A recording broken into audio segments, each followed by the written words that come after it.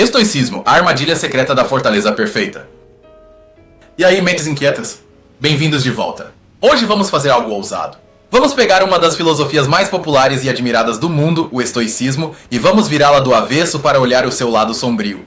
Porque sim, ele tem um. E prometo que ao final desta jornada, você não só entenderá o estoicismo de uma forma completamente nova, mas também terá uma ferramenta muito mais poderosa para navegar pela vida, conhecendo tanto seus superpoderes quanto seus perigos. Vejamos, se você já ouviu falar de estoicismo, certamente conhece sua ideia mais famosa, a dicotomia do controle. É simples e genial. Diz que na vida há coisas que você pode controlar, como suas opiniões, suas decisões, suas ações, e coisas que você não pode controlar, como o clima, a economia ou o que os outros pensam de você. A chave, segundo os estoicos, é focar toda a sua energia no primeiro e aceitar com serenidade o segundo. E isso nos leva ao seu efeito mais visível no dia a dia, a calma diante da adversidade. Pense no clássico engarrafamento. O estoico não é que ele não sinta a frustração, mas ele a reconhece e pensa: posso controlar este engarrafamento? Não. Posso controlar minha reação? Sim! Assim, em vez de gritar e buzinar, ele respira fundo e coloca um bom podcast. Ele usa a situação como um treino para a sua paciência. Mas esta mentalidade não é nova. Tem raízes profundas. Uma de suas práticas mais conhecidas é o memento mori, uma frase em latim que significa lembre-se de que morrerás. E não é para ser macabro, mas para te dar perspectiva. Contam que na Roma Antiga, quando um general vitorioso desfilava pelas ruas, um escravo ia atrás dele, sussurrando no seu ouvido exatamente essa frase: lembre-se de que morrerás. Para quê? Para mantê-lo humilde, para lembrá-lo de que a fama e a glória são passageiras. Controle, calma, perspectiva. Tudo isso soa incrível, não é? É a face brilhante do estoicismo. A ponta do iceberg que todos vemos e admiramos. Mas se isso é o que vemos na superfície, que motores secretos o movem por baixo? E que perigos se escondem nessas profundidades? Aqui vem a primeira grande revelação. As pessoas acreditam que o estoicismo te ensina a suprimir suas emoções, a não sentir nada. Mas isso é um erro crasso. O verdadeiro mecanismo não é a supressão, é a reinterpretação. Um estoico não tenta apagar o sentimento de raiva, mas sim examina o julgamento que a provoca. Não diz não vou me zangar, diz este evento é realmente tão terrível a ponto de merecer minha ira? Ou estou julgando-o mal? Mude o julgamento e a emoção se transforma. E entender isso é uma ferramenta de dois gumes. Por um lado, é uma oportunidade incrível. Se você for demitido do trabalho, pode reinterpretá-lo não como um fracasso, mas como uma oportunidade para começar aquele projeto que você sempre quis. Mas aqui está a bandeira vermelha, o grande risco. Este mesmo poder de reinterpretação pode ser usado para justificar a inação e tolerar o intolerável. Você pode se convencer de que um relacionamento tóxico é uma prova da sua paciência ou que um chefe abusivo é uma oportunidade para praticar a virtude. A mesma ferramenta que te liberta pode construir sua própria prisão. Tudo isso opera sob uma regra invisível, a ideia de viver de acordo com a natureza. E atenção, isso não significa ir morar na floresta. Para os estoicos, natureza significava a ordem racional do universo, o logos. Viver de acordo com ela é aceitar a realidade como ela é, com suas coisas boas e más, porque tudo faz parte de um sistema lógico maior. É como um médico que aceita um diagnóstico. Não gosta, mas entende como uma realidade biológica com a qual precisa trabalhar. Esta filosofia se conecta diretamente com um erro de fabricação do nosso cérebro, o viés de negatividade. Nosso cérebro evoluiu para prestar muito mais atenção às ameaças do que às oportunidades. É um mecanismo de sobrevivência. Os estoicos, de forma brilhante, o inverteram com uma prática chamada premeditatio malorum, ou a premeditação dos males. A estratégia mental para contrapor a ansiedade que isso gera é a seguinte: não se limite a se preocupar passivamente. Sente-se ativamente e visualize o pior cenário possível. O que de pior poderia acontecer? E se acontecesse, o que você faria? Como você responderia? Ao fazer isso, você transforma a ansiedade paralisante em um plano de ação. Pensemos no livro Meditações de Marco Aurélio, o imperador estoico. Hoje o lemos como um grande livro de filosofia, mas ele não o escreveu para nós. Era seu diário privado. Um caderno onde ele se corrigia, relembrava seus princípios e lutava com seus próprios defeitos. A moral para nós é brutalmente simples. O verdadeiro trabalho filosófico é interno, privado e muitas vezes pouco glamouroso. Não é uma pose para o Instagram, é uma conversa honesta consigo mesmo na escuridão. Então, se você seguiu tudo isso, a principal dedução para a sua vida real é esta: o estoicismo não é um escudo para você se tornar um robô sem emoções. É uma caixa de ferramentas mentais para analisar a realidade e agir de forma mais sábia. Mas como qualquer ferramenta poderosa, se a usa mal, o escudo que deveria te proteger se torna uma jaula que te isola. Entender isso nos dá um poder imenso. Permite-nos usar a filosofia de uma forma muito mais inteligente e consciente. Mas se você pensava que com isso já tínhamos tudo claro, prepare-se, porque é aqui que a história se torna um verdadeiro caos. E o caos começa com a primeira grande controvérsia, o conceito de apatia. Imediatamente nossa mente o traduz como apatia, como se o objetivo fosse não sentir nada. Mas seu significado real é liberdade das paixões perturbadoras, ou seja, não ser escravo da raiva, do medo ou do desejo desmedido. Aqui está o conflito, isso é o ápice da maestria emocional ou é na verdade um caminho para o desapego e a frieza? O que está em jogo é fundamental. Por um lado, a promessa de uma paz interior inabalável. Por outro, o risco de perdermos nossa empatia, nossa conexão, nossa própria humanidade. Agora, vamos desmistificar um mito muito popular, que os estoicos são passivos, que se sentam para aceitar tudo o que a vida lhes atira. Isso é falso. Personagens como Catão, o Jovem ou o próprio Sêneca se opuseram ativamente à tirania, arriscando suas vidas. Então, por que adoramos acreditar no mito do estoico passivo? Porque é confortável. Isso nos dá uma desculpa filosófica para não agir, para não nos envolvermos, para não lutar contra a injustiça. É uma justificativa muito conveniente para nossa própria apatia. E aqui nos deparamos com um paradoxo fascinante, o ideal do sábio estoico. Este sábio é um ser humano perfeito, completamente virtuoso, que nunca erra e está livre de toda emoção irracional. O problema é que ele nunca existiu. Nenhum dos grandes filósofos estoicos afirmou ser um sábio. Era um ideal, uma estrela guia inatingível? Isso nos deixa com um dilema sem solução fácil. Devemos aspirar a uma perfeição impossível, sabendo que falharemos? Ou essa busca constante é em si mesma uma receita para a frustração e a autocrítica destrutiva? Isso nos leva a uma objeção ética muito séria, especialmente de uma perspectiva moderna.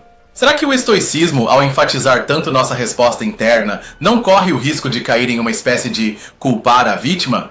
Se um sistema social é profundamente injusto e oprime uma pessoa, é realmente a solução simplesmente dizer a ela para controlar seus julgamentos sobre essa opressão? Não estamos assim tirando a responsabilidade do sistema e colocando-a toda sobre os ombros do indivíduo que sofre? Falemos de outra controvérsia que mudou radicalmente com o tempo, o suicídio. Para muitos estoicos antigos, se a vida o impedia de viver de forma virtuosa, o suicídio era uma opção lógica e honrosa, uma porta aberta que sempre estava disponível. Hoje, em um mundo que luta pela conscientização sobre a saúde mental, essa ideia nos parece, com razão, incrivelmente perigosa e problemática. É um exemplo perfeito de como o contexto histórico pode transformar uma ideia filosófica de libertadora em tóxica. No fundo, o estoicismo tenta resolver o problema mais fundamental da condição humana, o sofrimento. E sua proposta é que a razão pode dominá-lo. Mas pode mesmo? Você pode reinterpretar racionalmente a dor insuportável de uma doença crônica? Você pode gerenciar seus julgamentos diante da perda de um ente querido? É aqui que o estoicismo colide com os limites da razão e se depara com a força bruta, irracional e avassaladora de ser humano. Você sobreviveu ao caos. Você viu as contradições, os dilemas e as críticas. Agora é hora de ver os detalhes que separam os curiosos dos verdadeiros conhecedores. Vamos mergulhar ainda mais fundo. Aqui está um conceito que você não encontrará em um post de Instagram, os indiferentes ou adiafora em grego. Para um estoico estrito, coisas como a riqueza, a saúde, a beleza ou a reputação não são nem boas nem más em si mesmas. São indiferentes. A única coisa verdadeiramente boa é a virtude, ou seja, um caráter sábio e justo. A única coisa verdadeiramente má é o vício. Todo o resto é material para se trabalhar, nada mais. Agora, um processo mental complexo explicado com uma analogia simples. Os estoicos tinham uma teoria das impressões. Imagine que cada evento externo, cada coisa que te acontece, é alguém que bate à sua porta. Você tem uma opção. Você pode abrir sem mais e deixá-lo entrar, ou pode olhar pelo olho mágico. Olhar pelo olho mágico é examinar a impressão. Você se pergunta, isso é verdade? É importante? Requer meu consentimento? Você decide se abre a porta e o deixa entrar em sua mente. É basicamente um filtro de spam mental para a realidade. E falando de heróis secretos, temos que falar de Musônio Rufo. Talvez você não o conheça, mas foi o mestre do famoso Epicteto. Musônio era chamado de o Sócrates romano e foi um revolucionário para sua época.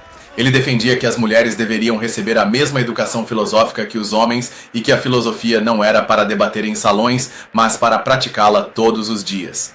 É uma dessas figuras-chave que injustamente ficou na sombra. Mas e se tudo isso fosse uma construção? Existe uma teoria alternativa quase rebelde que vem mais do campo da psicologia. Diz que o estoicismo é, na verdade, um mecanismo de defesa incrivelmente sofisticado, uma fortaleza intelectual que construímos para proteger um ego frágil do caos e da dor do mundo.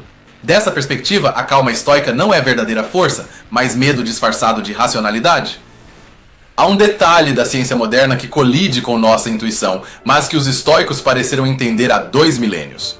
Chama-se prognóstico afetivo, e os estudos demonstram que somos péssimos em prever como nos sentiremos no futuro. Acreditamos que ganhar na loteria nos dará felicidade eterna ou que um acidente nos fará infelizes para sempre. A pesquisa mostra que nos adaptamos muito rápido. Os estoicos o sabiam intuitivamente, por isso diziam que os eventos externos não têm tanto poder. Colide diretamente com nossa sensação de que isso que me acontece agora vai definir minha vida. E aqui, de repente, todas as peças se encaixam. O foco na virtude interna, a ideia de que a riqueza e a saúde são indiferentes, a prática de reinterpretar os eventos, tudo aponta para uma conclusão central, um momento eureka. O objetivo do estoicismo não é mudar o mundo exterior, mas construir uma cidadela interior inexpugnável. E o lado sombrio aparece precisamente aí, quando nos apaixonamos tanto por nossa fortaleza que nos esquecemos de que temos um dever com o mundo que existe fora de suas muralhas. Com este nível de detalhe, a filosofia se mostra em toda a sua glória e sua complexidade. Não é mais um simples truque de vida, é um sistema completo. Chegamos ao limite do que se sabe. Você ousa olhar para a última fronteira? Para o que poderia ser? Olhemos para o futuro. Como poderia ser o estoicismo em 100 anos? Imagine uma inteligência artificial, um assistente pessoal no seu celular ou no seu cérebro, programado com princípios estoicos. Um coach que te ajuda em tempo real a gerenciar suas impressões, a acalmar sua raiva, a tomar decisões mais racionais. Ou, em sua versão distópica, um estoicismo corporativo projetado para criar trabalhadores mais resilientes, capazes de suportar mais estresse e precariedade sem reclamar. E aqui é onde a ciência para e a filosofia deve continuar. A neurociência pode nos mostrar quais áreas do cérebro são ativadas quando você sente tristeza, mas não pode explicar a experiência subjetiva, o próprio sentimento de estar triste. O estoicismo nos dá ferramentas para gerenciar o julgamento sobre essa tristeza, mas o mistério da consciência, de por que sentimos em primeiro lugar, permanece intacto. É a grande pergunta sem resposta. Pense por um segundo, a implicação filosófica de tudo isso é vertiginosa. Se os estoicos têm razão, se nossa felicidade depende única e exclusivamente de nossa virtude e de como julgamos o mundo, isso significa que o universo em si mesmo não tem um significado ou um valor inerente. Somos nós, e somente nós, que projetamos esse significado. É a ideia mais empoderadora e, ao mesmo tempo, a mais terrivelmente solitária que se pode conceber. Agora, conecte isso com o futuro da humanidade. Vivemos em uma economia da atenção, projetada para sequestrar nossa mente com indignação, distração e gratificação instantânea. Neste contexto, a capacidade de dominar a própria mente, de pensar com clareza, de diferenciar o trivial do importante, isso não é apenas uma filosofia, é quase um superpoder. Poderia ser uma habilidade cognitiva essencial para resolver os problemas gigantescos que temos como espécie. E chegamos à ideia final, a mais provocadora. Talvez o verdadeiro lado sombrio do estoicismo não seja que ele é uma jaula, mas que, em sua forma mais perfeita, ele poderia funcionar. Poderia realmente te tornar invulnerável à dor, ao caos e à loucura do mundo. Mas, um ser humano que é verdadeiramente imune ao mundo ainda é um ser humano? A jornada terminou. Fomos da superfície às profundezas e de lá às estrelas. Agora é hora de dar um passo para trás e contemplar o panorama completo que desenhamos juntos. Lembre-se por um instante onde começamos esta jornada. Com aquela ideia tão simples, tão útil e tão conhecida, concentre-se no que você pode controlar, aceite o que não pode. E veja onde chegamos. A nos perguntar se essa mesma busca por controle levada ao extremo poderia nos desconectar de nossa própria humanidade, transformando a fortaleza em uma forma de exílio. Passamos de um simples conselho prático para um dilema existencial sobre a natureza da realidade e nosso lugar nela. Foi toda uma transformação. Então agora a pergunta é para você. De toda esta jornada pelas luzes e sombras do estoicismo, qual ideia te impactou mais? Qual é aquele pensamento que ficou ressoando na sua cabeça? Sério, eu adoraria que você compartilhasse sua reflexão nos comentários. Não há respostas certas ou erradas. Esta conversa é a razão pela qual fazemos esses vídeos. Dá sentido a tudo. Se você se fascina com essas imersões profundas que te deixam pensando por dias, certifique-se de se inscrever no canal e ativar o sininho, porque cada vídeo é uma nova aventura para a mente. Como sempre, obrigado por pensar comigo. Até a próxima expedição mental. fortaleza, ou uma jaula dourada.